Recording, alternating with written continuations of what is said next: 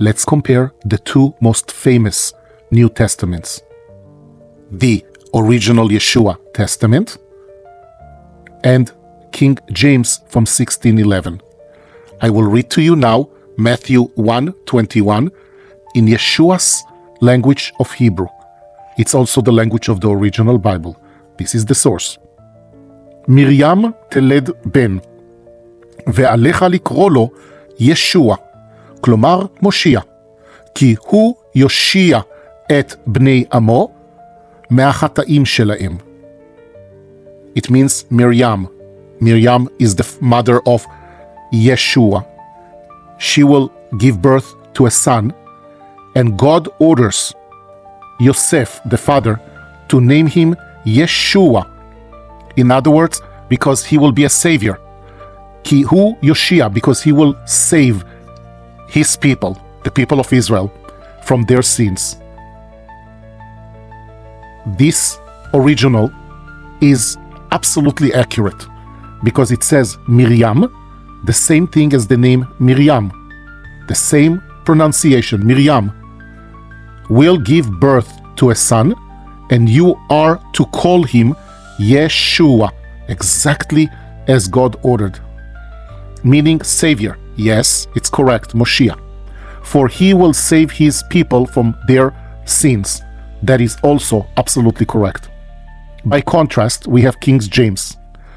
And she, and it refers to the word Mary.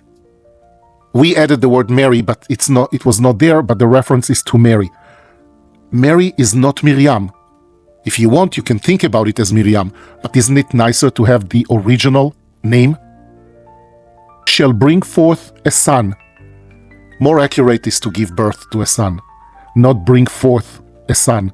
It's not so clear what it means to bring forth a son. And thou shalt call his name Jesus. What?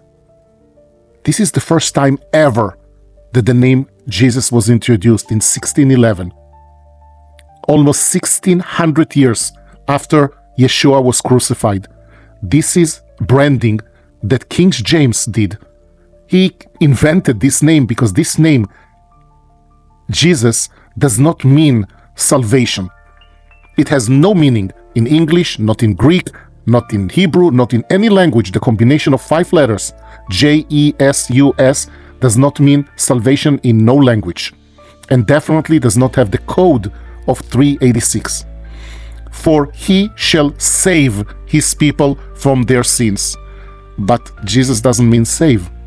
We made it up throughout the years because of King James, but it doesn't have that meaning. And Jesus is definitely not a name that is that carries the code to God of 386.